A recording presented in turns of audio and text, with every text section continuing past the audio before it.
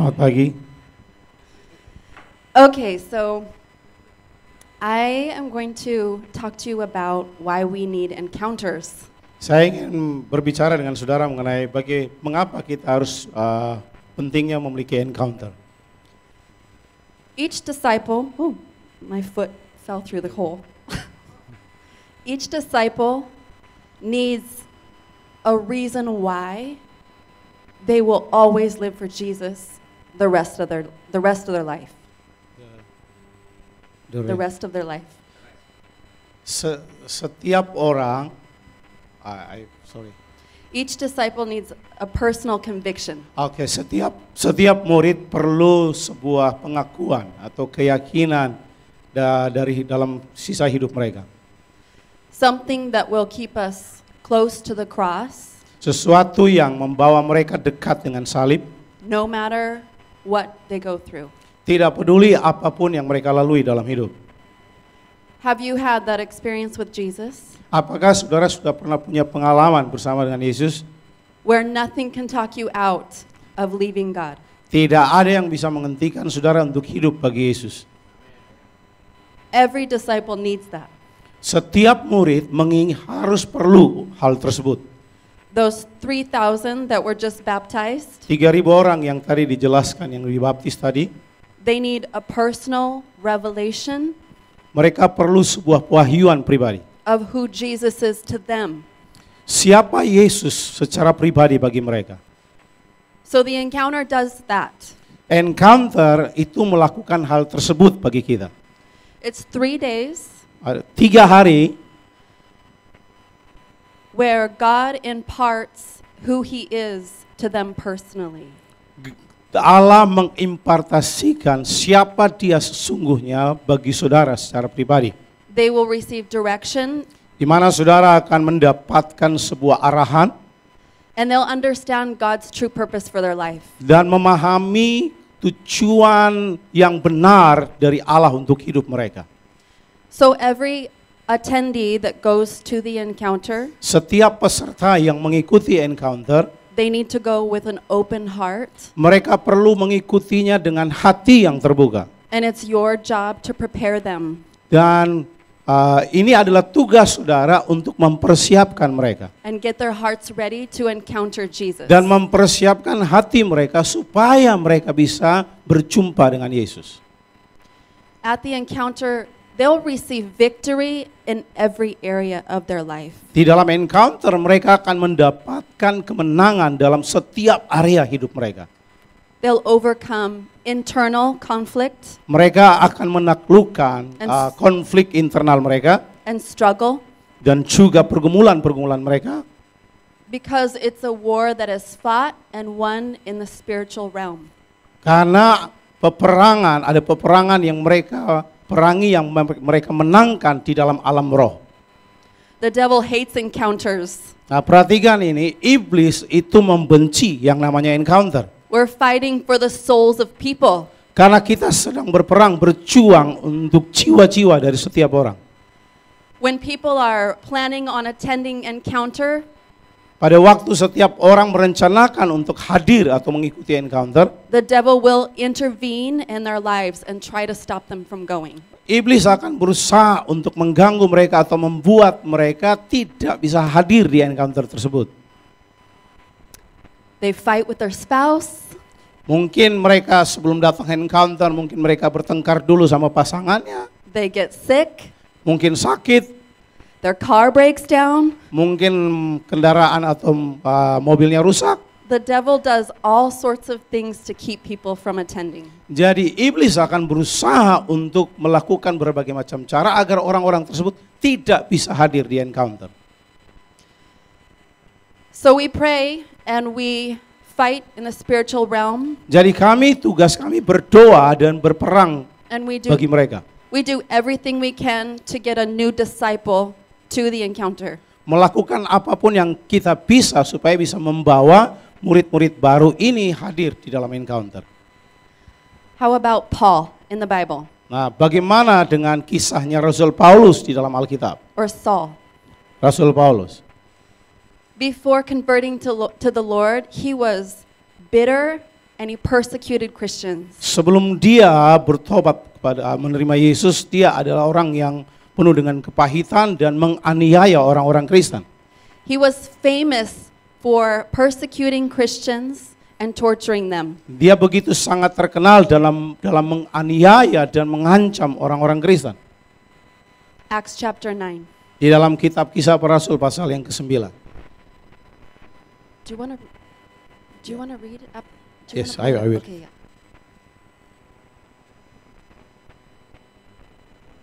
That will be easier. Kitab Kisah Para Rasul pasal yang ke-9 Acts chapter 9 verses 1 and 2. ayat 1 dan 2. Sementara itu berkobar-kobar hati Saulus untuk mengancam dan membunuh murid-murid Tuhan. Ia menghadap imam besar dan meminta surat kuasa daripadanya untuk dibawa kepada majelis-majelis Yahudi di Damsik, supaya jika ia menemukan laki-laki atau perempuan yang mengikuti jalan Tuhan, ia menangkap mereka dan membawa mereka ke Yerusalem. Saul was breathing threats and murder against the disciples of the Lord. Paulus begitu berkobar-kobar untuk melawan atau menganiaya murid-murid Kristus waktu itu. How often does a person breathe? How often does a person breathe? Seberapa sering atau seberapa banyak seorang bernapas setiap hari? Seberapa sering? All the time. Pasti banyak kali kita bernapas setiap hari, benar ya? Every second. Setiap detik.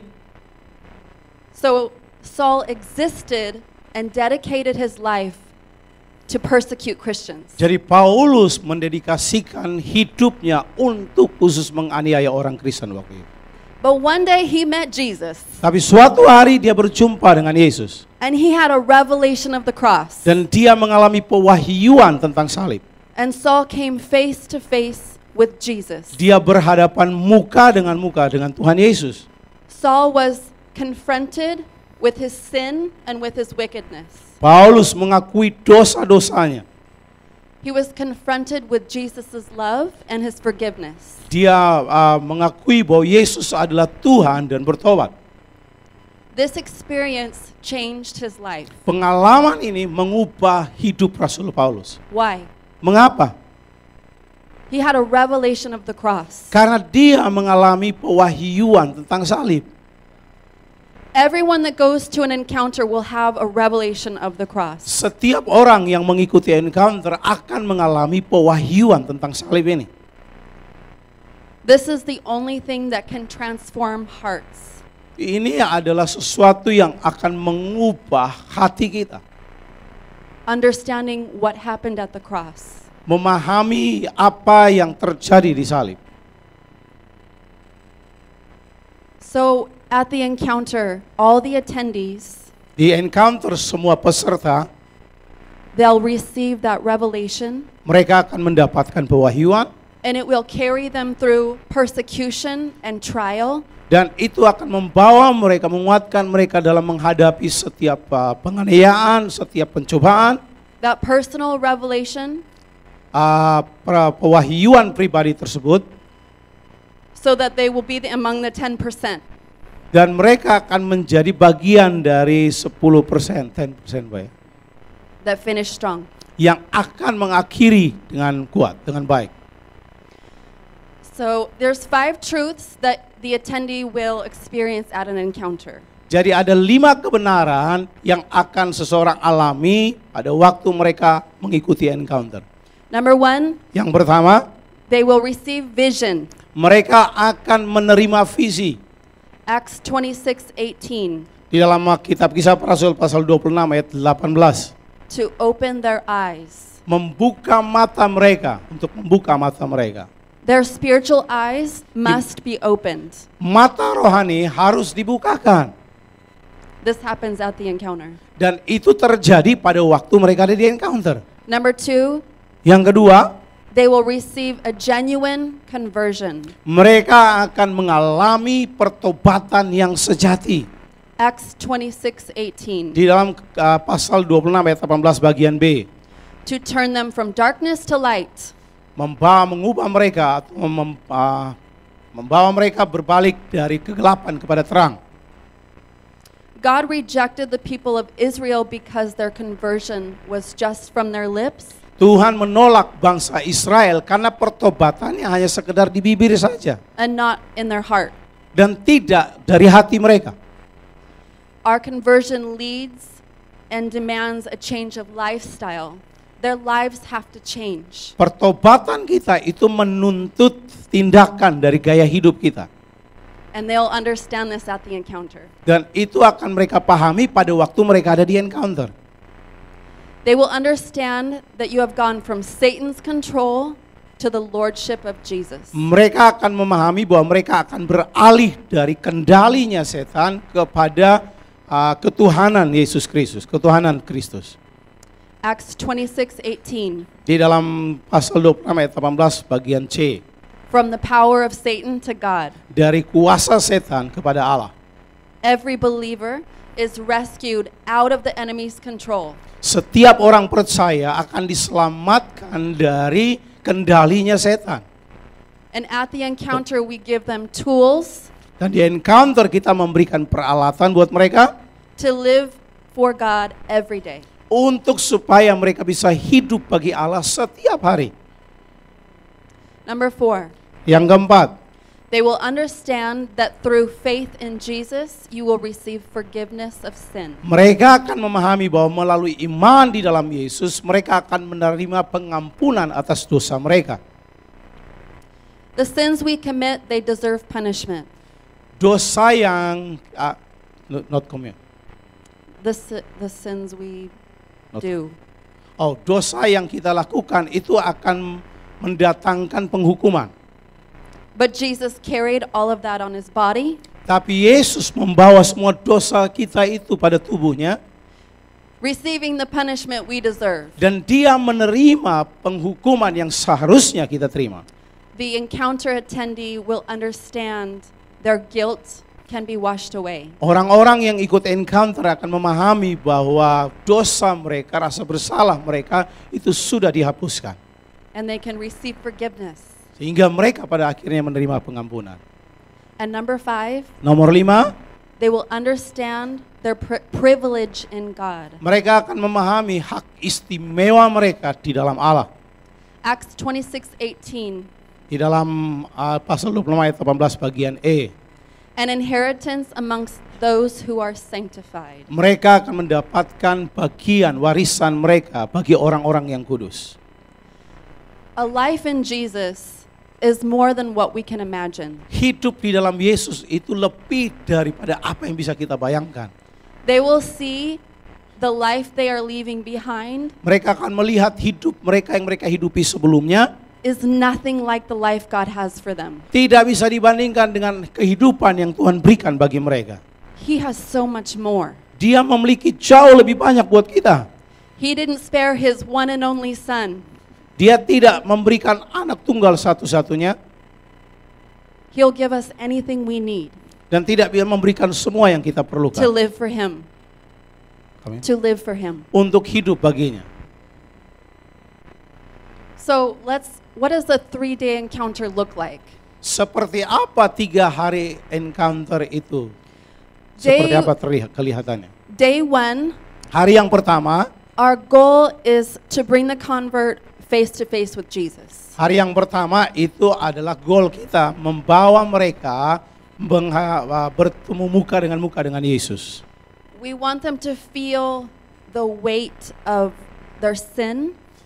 Kita pingin supaya mereka merasakan beratnya dosa mereka, besarnya dosa mereka, Because that gives us a thankfulness towards the Lord.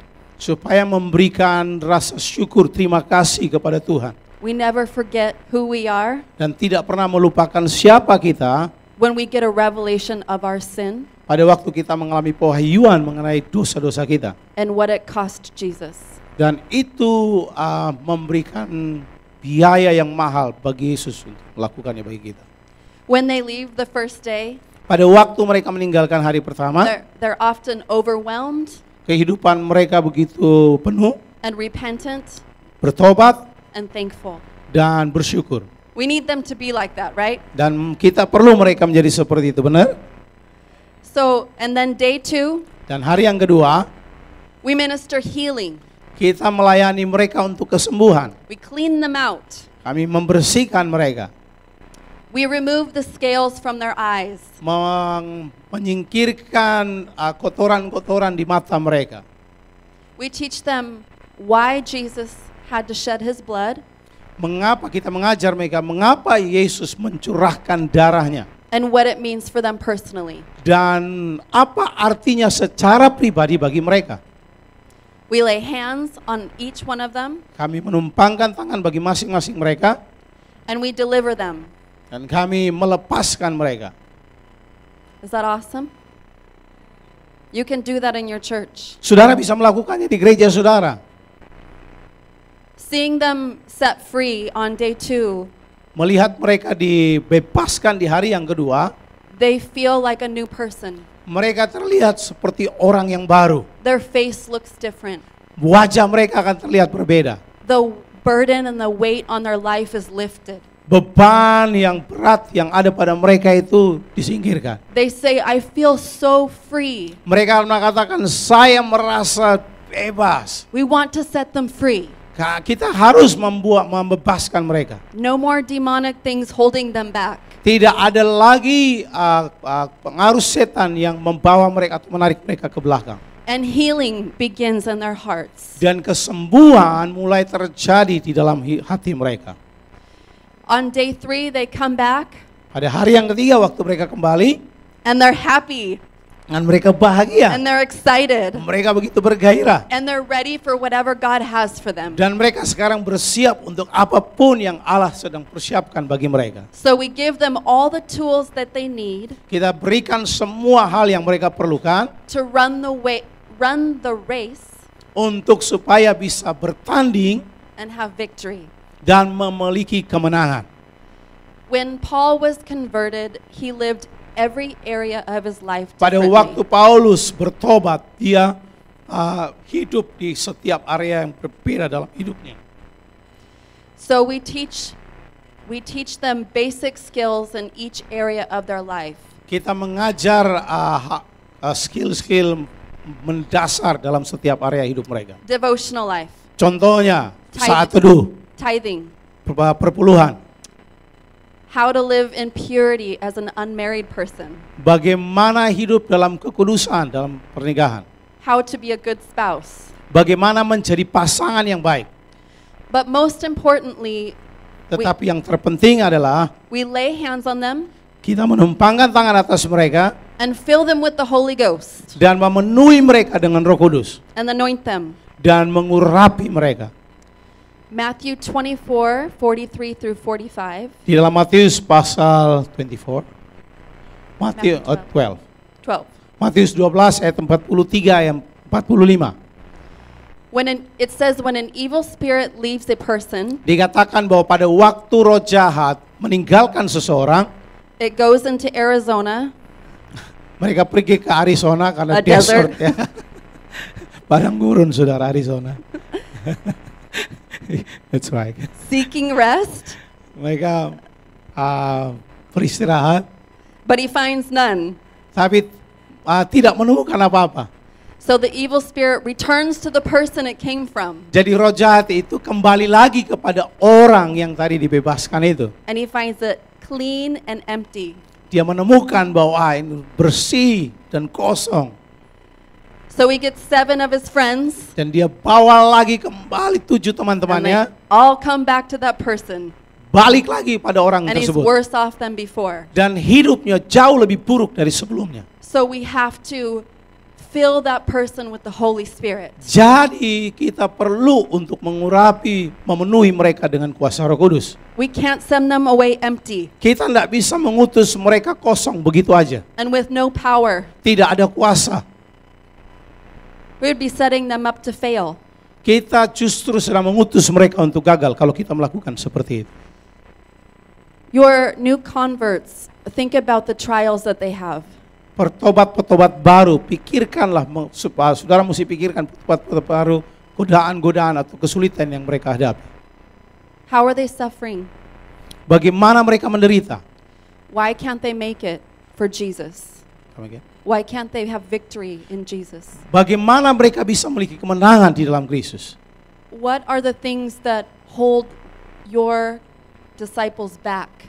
Apa saja yang menarik murid-murid saudara akhirnya mundur? What are their trials? Apa cobaan yang mereka alami? The encounter, they will get set free. Perhatikan, di encounter mereka akan dibebaskan. And they need the Holy Spirit, they Dan- need anointing. Mereka perlu Roh Kudus dan mereka perlu pengurapan. We need them to have the power to fulfill their destiny. Mereka perlu kuasa untuk memenuhi destiny mereka, To face persecution, untuk menghadapi penganiayaan, to bring others to salvation. membawa orang lain supaya diselamatkan. We need them to have anointing and authority. Kita perlu untuk menolong mereka di pengurapan dan juga memenuhi destiny mereka. And only the Holy Spirit can do that. Dan hanya Roh Kudus saja yang mampu melakukan hal tersebut. So in Acts chapter 2, Di dalam kitab Kisah Para Rasul pasal yang kedua, we do the same. The apostles were filled with the Holy Spirit. kita melakukan hal yang sama di mana rasul-rasul itu dipenuhi oleh Roh Kudus. Amen? Amin. So the encounter is designed to, go ahead. The encounter is designed to enable a person to live for God fully. Nah, dia encounter ini didesain untuk menolong setiap orang hidup bagi Allah dengan sepenuhnya, dengan berani. The next couple of teachings, Pengajaran nantinya we're going to take you through a few of the encounter teachings so you can experience and hear and receive what a new person would receive at an kita akan mengajar encounter. saudara mengenai pengajaran yang diperlukan di encounter supaya saudara bisa menolong orang-orang saudara. And hopefully, Pastor Paulus, we can get the materials to you so that you'll have the teachings Dan berharap nanti Pak Paulus akan memberikan materi-materi ini kepada saudara. and you can take them to your church Saudara bisa bawa pulang ke gereja saudara and have an encounter. dan saudara bisa punya encounter sendiri. And your people will have victory and be so excited. Dan orang-orang saudara akan mengalami kemenangan dan mereka akan bergairah. Amen. Lord, I thank you Tuhan, kami berterima kasih for every pastor and leader here. buat setiap pendeta dan pemimpin tempat ini. I thank you for this tool, Terima kasih buat peralatan ini. that you have freedom for each person that gives their life to you. Mana Engkau memberikan kebebasan buat setiap orang yang datang padamu.